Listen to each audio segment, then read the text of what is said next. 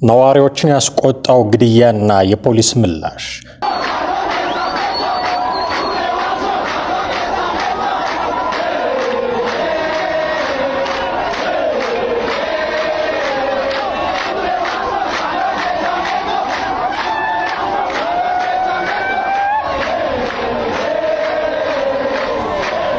በአዲስ አበባ ሽሮ ሜዳ ተብሎ በሚጠራው አካባቢ በአንድ ወጣት ላይ በፖሊስ የተፈጸመ ግድያ በርካቶችን አስቆጥቷል። ሟች ወጣት ተገኝ ባልቻ ወይንም ኦሮሮ ይባላል። የአካባቢው ነዋሪዎች የቅርብ ወዳጆቹና ጓደኞቹ በላኩት መልእክት ላይ ይህ ወጣት የታወቀ የሀገር ባህል ልብስ ነጋዴ ነበረ፣ በአካባቢው በታታሪነቱና በለጋስነቱ ይታወቃል ያሉት የቅርብ ወዳጆቹ በቅርቡ የንግድ ሱቁ በመፍረሱና ንብረቱን በማጣቱ በከፍተኛ የስነ ልቦና ጫና ውስጥ ይገኝ እንደነበረም ገልጸዋል። ከወር በፊት ከአንድ የፖሊስ አባል ጋር በነበረው አለመግባባት ታስሮ 5 ቀናት በእስር ላይ መቆየቱን ገልጸው በወቅቱም አባቱ ከዚህ ዓለም በሞት መለየታቸውን አስረድተዋል። ወጣት ኦሮሮ ለጥያቄ ትፈለጋለህ ተብሎ በፓትሮል ተጭኖ ወደ ፖሊስ ጣቢያ ከደረሰ በኋላ ቀደም ሲል አለመግባባት የነበረው ያው የፖሊስ አባል በጣቢያው ደጃፍ ላይ 4 ጥይቶችን በመተኮስ ሕይወቱን እንዲያልፍ ማድረጉን ወዳጆቹ አስረድተዋል።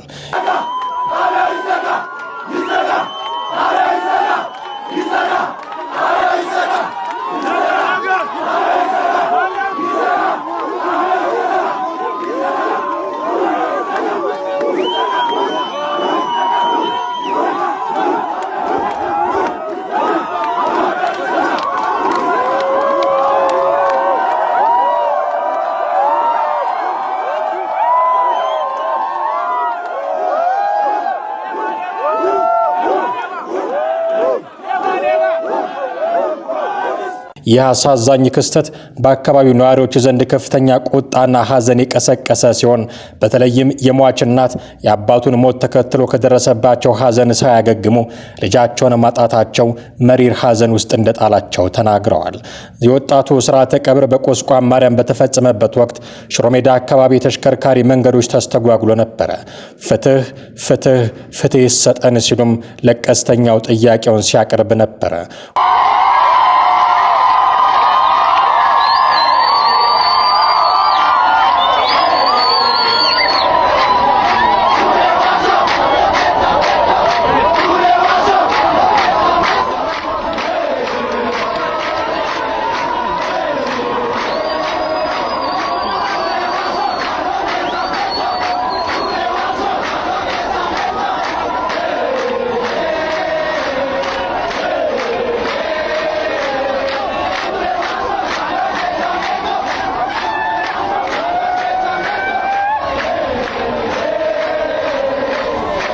ጉዳዩን በተመለከተ የአዲስ አበባ ፖሊስ ማብራሪያ ሰጥቷል።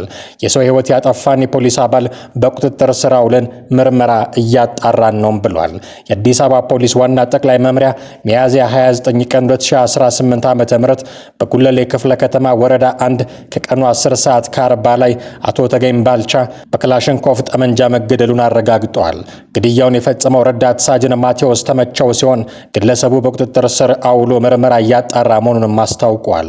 ፖሊስ አደረኩት ባለው ምርመራ ከዚህ ቀደም በሟችና በፖሊስ አባሉ መካከል ጠብ ተፈጥሮ አቶ ተገኝ በፖሊስ ላይ ባደረሰው ጉዳት ታስሮ በዋስ ተለቋል ሲልም አስታውሷል። ይህ በእንዲህ እንዳለ በዕለቱ ሟች በሌላ ወንጀል ተጠርጥረው በፖሊስ ተይዘው ወደ ፖሊስ ጣቢያ ከሄዱ በኋላ ከመኪና ወርዶ ወደ ውስጥ እንዲገቡ ሲጠየቁ አልገባም በሚል ግብግብ በመፍጠራቸው በአካባቢው ግርግር አጋጥሞ ነበረ ሲል ፖሊስ ገልጿል። ምንም እንኳን ግለሰቡ ከፖሊስ አባላት ጋር ግርግር መፍጠራቸው ተገቢ ባይሆንም የፖሊስ አባሉ የፈጸመው ድርጊት ፍጹም ተቀባይነት የሌለው ኢሰብአዊ ድርጊት ነው፣ ፖሊስ ከቆመለት ዓላማም በተቃራኒ የተፈጸመ ነው ብሏል። የተፈጸመው ግድያ ተቋሙን የማይወክል መሆኑን የአዲስ አበባ ፖሊስ ዋና ጠቅላይ መምሪያ አስታውቋል። በተጠርጣሪ ላይ የሚፈጸምን መሰል ድርጊቶች አልታገስም፣ የግድያውን የምርመራ ውጤት በቅርቡ ለሕዝብ ይፋ አድርጋለሁ ብሏል። ለሚፈጠረው ችግር ሁሉ የጊዜው አስተዳደሩን ስልጣን በጉልበት በመያዝ ላይ ያለው ኃይል መሆኑን እገልጻለሁ ብለዋል ሌፍተናንት ጀነራል ታደሰ ወረደ። ባለፈው ማክሰኞ ሚያዝያ 27 ቀን 2018 ዓ.ም ነባር ምክር ቤትና መንግስት መልሻለሁ ያለውና ደብረጽዮን ገብረ ሚካኤል ዶክተርን የክልሉ ፕሬዝዳንት አድርጎ የሰየመው ህወሓት በደብረጽዮን መሪነት በክልሉ ፕሬዝዳንት ጽህፈት ቤት የመጀመሪያውን የካቢኔ ስብሰባ ትላንት አካሂዷል። በደብረጽዮን ገብረ ሚካኤል መሪነት የተከናወነው የካቢኔ ስብሰባ በክልሉ የዜና ማሰራጫዎች መነገሩን ተከትሎ በሰዓታት ልዩነት የጊዜው አስተዳደሩ ፕሬዝዳንት ታደሰ ወረደ በፕሬዝዳንት ጽህፈት ቤት ይፋ የማህበራዊ ትስስር ገጽ አጭር መልስ ሰጥተዋል። የጊዜው አስተዳደሩ ፕሬዝዳንት በቅርብ ቀናት የተፈጠረው ሁኔታ ተከትሎ ሊመጣ የሚችለው ጉዳትን ለማስቀረት ችግሩን በጋራ ውይይትና መግባባት ለመፍታት የቀረበውን ጥሪ ወደ ጎን በመተው የተመረጥኩኝ ነኝ የሚል አካል ሚያዝያ 30 ቀን 2018 ዓ.ም የጸጥታ አካላትን ጥበቃ ተሰጥቶት በጊዜው አስተዳደሩ የመሰብሰቢያ አዳራሽ የካቢኔ ስብሰባ ጀምሯል ብለዋል። ይህ ተግባር ቀጣይ አደገኛ መንገድ የተጀመረበት ቀን ስለሆነ በዚሁ ምክንያት ለሚከተለው አደጋ ሁሉ የጊዜው አስተዳደሩን ስልጣን በጉልበት በመያዝ ላይ ያለ ኃይል መሆኑን ገልጻለሁም ብለዋል። በደብረጽዮን ገብረ ሚካኤል መሪነት የተከናወነው የካቢኔ ስብሰባ በዜና ማሰራጫዎች መዘገቡን ተከትሎ ሚያዝያ 30 ቀን 2018 ዓ.ም ከቀኑ 5:30 ለሁለተኛ ጊዜ የውጊያ ጀት አውሮፕላን በመቀሌ ከተማ ሰማይ ላይ መታየቱም ነዋሪዎች ገልጸዋል። ለመሆኑ ህወሓት በትግራይ ክልል እንዲሆን የሚፈልገው ትክክለኛው ነገር ምንድን ነው? ህወሓቶች ምንድን ነው የሚፈልጉት? ምንድን ነው ቅሬታቸው? ምንድን ነው? ነምበር ዋን ምዕራብ ትግራይ፣ ምንም ሌላ ነገር የለ። ይሄ ባይዘዌ ተፈናቃዮች ይመለሱ ሰከንደሪ ነው። ምክንያቱም ወደ ምዕራብ ትግራይ ከተመለሰ ኢትስ አውቶማቲክ የነዛ ሰዎች መመለስ። እነዛ ሰዎች ብቻ አይደለም አስተዳደሩም ይመለሳል። የቀድሞ አስተዳደርም ይመለሳል። የህወሓት የቀድሞ አስተዳደርም ይመለሳል ወደ ምዕራብ ትግራይ ወደሚሉት። ቲፒኤልኤፎች የሚያስቡት እሱን ነው። ቁጥር 1 ይህ ነው። ቁጥር 2 ህጋዊ ሰውነት ይኑረን፣ ወረቀቱ ይሰጠን በምዝገባ። ቁጥር 3 ፌዴራል ውክልና ምናምን፣ እነሱ እሱንም አይፈልጉም። ባይዘው አይፈልጉ ውክልና ምናምን። እነሱ ከዚህ በኋላ ማይኖሪቲ ሆኖ መኖር በኢትዮጵያ ውስጥ አንገታቸው ቢቆረጥ አያደርጉትም። እኩልነት ባርነት ነው ለቲፒኤልኤፍ ልንገራችሁ። እኩልነት ባርነት ነው። አልለመዱም። እኩልነት መልመድም አይችሉም። ፌዴራል ላይ መጥቼ 38 ወንበር ልውሰድ፣ ፌዴሬሽን ምክር ቤት ልወከል ምናምን፣ እሱ ውሸት ነው። ላንቲካ ነው እሱ። አያረጓትም። በፍጹም አያረጓትም እሱ። ስለዚህ ይሄ የፌዴራል መንግስት ውክልና የለንም እንደዚህ ምናምን የሚባለው ነገር ጨዋታ ነው። እሱም ልቦና ያውቀዋል። ያው ቲፒኤልኤፍ አራማጅ ስለሆነ ነው እንጂ ልቦና ያውቀዋል። በምንም ተአምር 38 ወንበር መጥተው ፓርላማ ላይ አይቀመጡ። አይችሏትም። እሷን በፍጹም አያረጓትም። እኩልነት ባርነት ነው ለቲፒኤልኤፍ። ስለዚህ ሌላው ምንድን ነው እንግዲህ ከዛ ውጭ የባጀት ምናምን ጉዳይ ነው። እሱም ብዙ ከባድ አይመስለኝም። በዋናነት ክልሎች የራሳቸውን በጀት ነው ጀነሬት የሚያደርጉት። ብዙ ሰው ሲሸወዳ ያለው በተለይ ከደሞዝ ከምናምን ጋር የተያዘ የራሱን በጀት ነው ጀነሬት የሚያደርገው። ሬሾ የዚህ የፌዴራል መንግስት የፌዴሬሽን ምክር ቤት ደግሞ ቀመሩ ሲምፕል ነው። ቀመሩ ፖፑሌሽን፣ ገቢ ምናምን ሲምፕል ቀመሮች ናቸው። በኢትዮጵያና ሱዳን ድንበር ያለው ወታደራዊ ውጥረት እየተባባሰ ነው።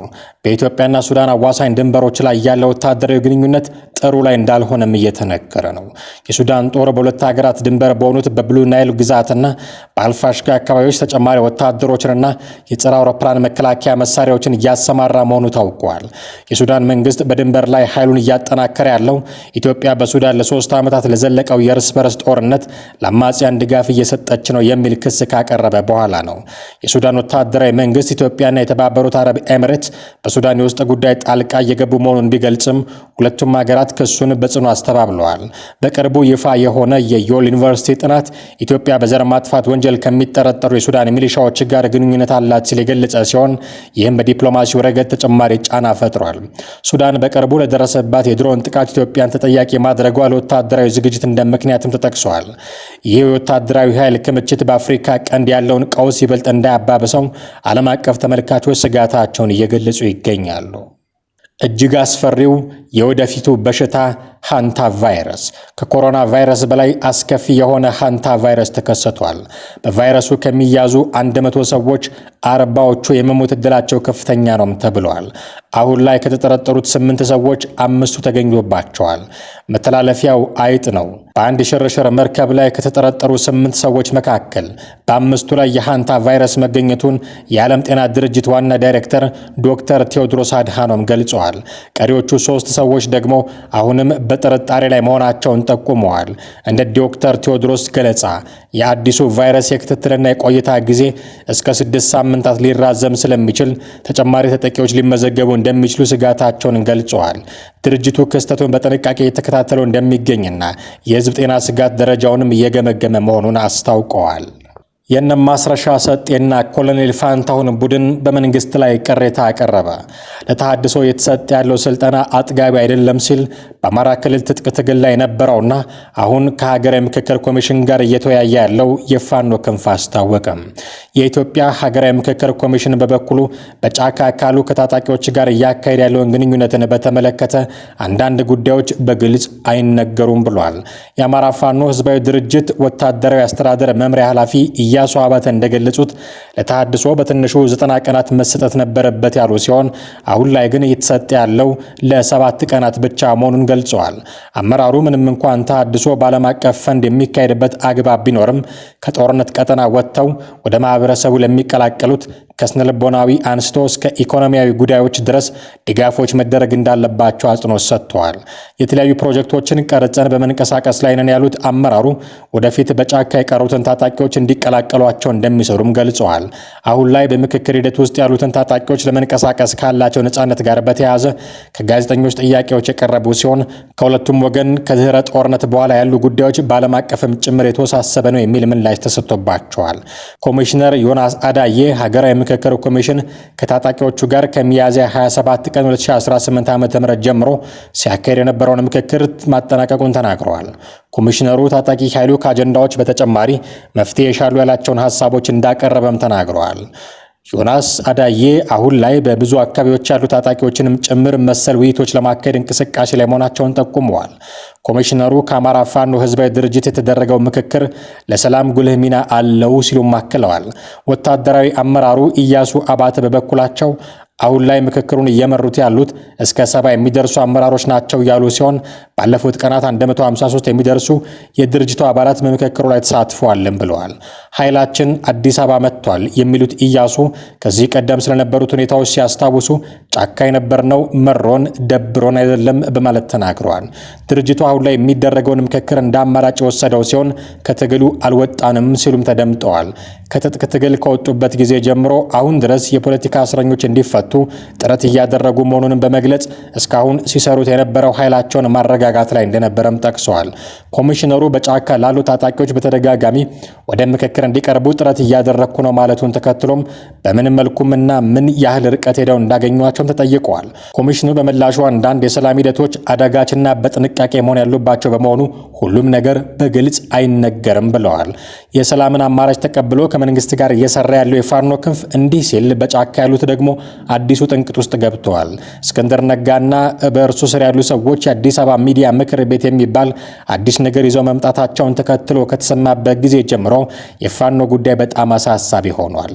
እስክንድር ዋና ዓላማው ሚዲያ ማቋቋም ሳይሆን ከአፋብን የተለየ አዲስ ድርጅት መመስረት ነው የሚል ትችትም የሚያቀርቡበት አሉ። ክሊርሊ ውሸት ነው። እኛ ማስረጃ እናቀርባለን። መረጃ አይደለም ያልኩት፣ ማስረጃ። ጉዳዩ የድርጅት ምስረታ ነው። በቀዳሚነት ሚዲያ እናምጣ የሚለው እንጂ ከሚዲያው በፊት ናሬቲቭ ከመቆጣጠር በፊት ድርጅት መቅደም የለበትም ስለተባለ ነው እንጂ ባካፕ ላይ የተዘጋጀው ድርጅት ነው። ማስረጃ ያልያዝንበትን ጉዳይ አናወራም።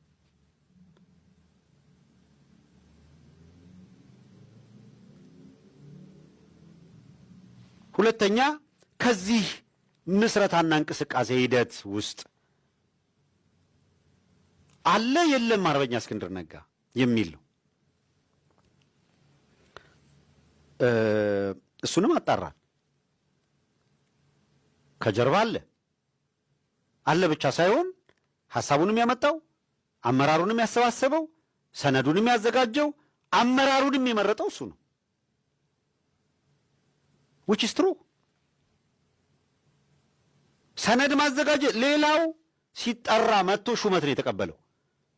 በጣም የሚያስቀው ፓርት ተጠርቶ በአርበኛ እስክንድር ሹመት የተሰጠው ሰው አርበኛ እስክንድርን ለአማካሪነት ለምናምን ስለምንፈልገው ከጅምሩ እንዲህ ከሆነ አየህ ከጀርባ ሌላ ጫወታ አለ ብለን እንድንጠረጥር የሚያደርገን እኮ ይሄ ነው አንዱ። ለፐብሊኩ ቢያንስ ይሄን መስማት አለበት። ምክንያቱም በውሸት እንዳይቀጥል የአዲስ አበባን ጉዳይ ኔክስት ዊክ ነው የአዲስ አበባ ሚዲያ ካውንስል ኔክስት ዊክ ነው አናውንስ የምናደርገው እያልክ ነው የተቋረጥኩ እና ከዛ ቀጠለ ጥሩ። ስለዚህ አንድ ሳምንት ሰተነው ይሰማል። ይቅርታ ይሰማል። አንድ ጊዜ ምልክት ሰጡኝ። ይሰማል እና አንድ ሳምንት ሰተነው። እሺ አንድ ሳምንት ሰተነው በአንድ ድንጋይ ሁለት ወፍ ለመምታት መሞከር አለብን። በሚዲያ ካውንስሉ መስረታ አንድ እሱን ዜና እናደርሳለን። ሁለት ደግሞ የአዲስ አበባ እንቅስቃሴ ዳግም እንቅስቃሴ ውስጥ መግባቱን ዳግም ሪቫይቭ እንዲያደርግ እየተቀሰቀሰ መሆኑንም መግለጽ እናስተላልፋለን። ስለዚህ የአንድ ሳምንት ዝግጅት የግድ ያስፈልገዋል እና ይሄ ከሆነ አይቀር ዛሬ ሙሉውን ስራ አስፈጻሚ ኮሚቴ ከማጸደቅ ይልቅ በከፊል ዛሬ አጸድቀን በሚቀጥለው ሳምንት ደግሞ እስክንድር ነጋ አዲስ አበባን የአማራ ጎረቤት ብሎ ገልጿል በሚልም ከፍተኛ ትችትን እያስተናገደ ነው የሚገኘው። ቤቱ በእሳት ሲቃጠልበት ጎረቤት ያጠፋልኛል በሚል ተስፋ በፋኖ ላይ ተማምኖ የህልውና ትግሉን ገና አልጀመረም ይላል። አየኸው የአዲስ አበባ ህዝብ ምን ይላል? የፋኖ ትግል እየመጣ በሄደ ቁጥር እየመጡ ነው ይላል። እነዚህኞቹ ምን አሉ መሰለ? የአማራ ትግል ለአዲስ አበባ ጎረቤት ነው። አየኸው ጌታዬ፣ በራራ አዲስ አበባ ናት። አዲስ አበባ ያለው 60% አማራ ነው። የሚመጡት ወንድሞቹ ናቸው፣ ጎረቤቶች አይደሉም። አዲስ አበባ ለአማራ ህዝብ ጎረቤት አይደለችም፣ ወደድክም ጠላህም።